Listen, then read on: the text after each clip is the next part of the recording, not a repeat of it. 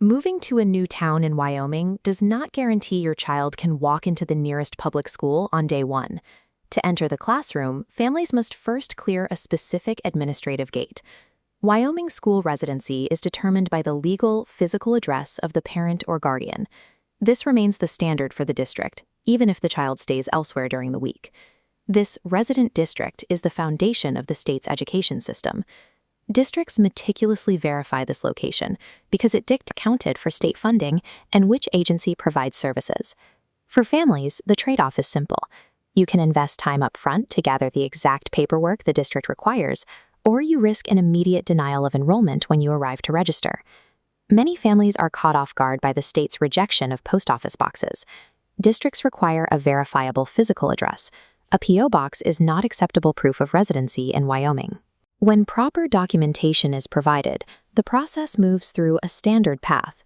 Proof of residence leads to district approval, which satisfies the state's compulsory attendance requirements. However, if you provide a P.O. box or incorrect documents, the district will deny enrollment, triggering an immediate halt. The practical result of this failure is that your child sits at home while you search for acceptable paperwork. These delays carry legal weight. Under Wyoming's compulsory attendance laws, resident children must be in school.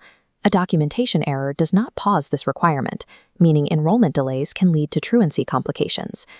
A student's access to school depends on an administrative matching exercise, where legal documentation must satisfy state reporting requirements before a desk is secured.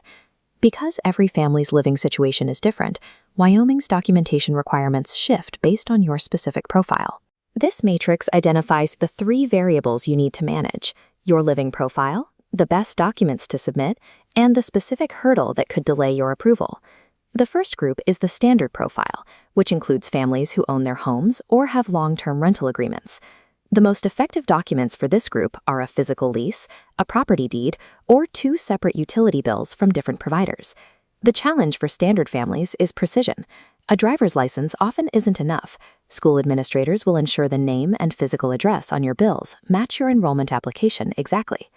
Other families live in a constant state of transition, where standard housing records may not be readily available. This is the mobile profile. This category includes military members, families in temporary housing, and parents with shared custody arrangements.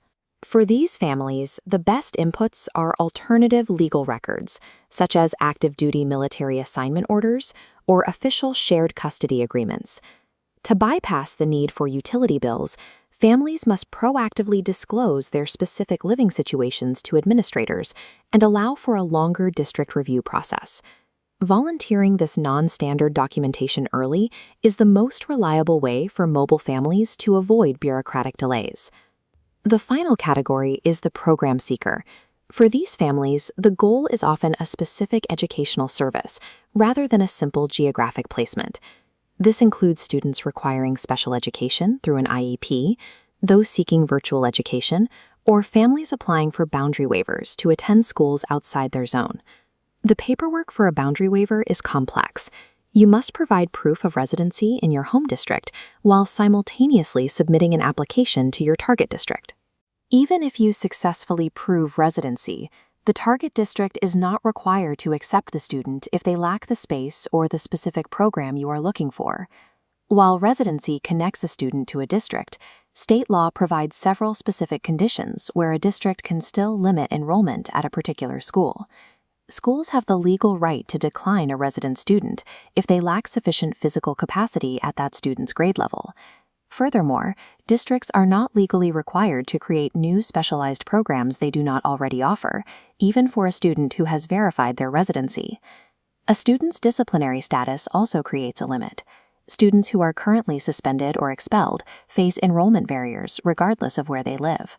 Families facing these capacity or disciplinary limits must often find alternative educational arrangements while they navigate the appeals process.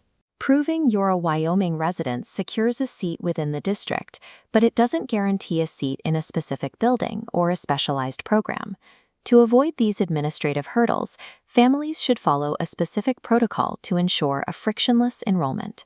This protocol consists of 3 rules you should check off before you ever submit a form to a Wyoming school district. Rule 1. Match names and addresses exactly. application discrepancies cause administrative holds. Rule 2. Eliminate P.O. boxes. Use documents verifying a physical geographic location. Rule 3. Call ahead for edge cases. Confirm the district accepts specific documents, like military orders. A short phone call a month before the school year begins can prevent major surprises on the first day of class. In contrast, submitting incomplete or outdated records stops the entire process and creates immediate stress for the family. While Wyoming districts intend to enroll every resident student, administrators must follow strict state reporting and audit requirements. In this system, your personal organization is the tool you use to ensure a stress-free transition for your child. Completing administrative legwork early and mapping out your document strategy guarantees a smooth start on the first day of school.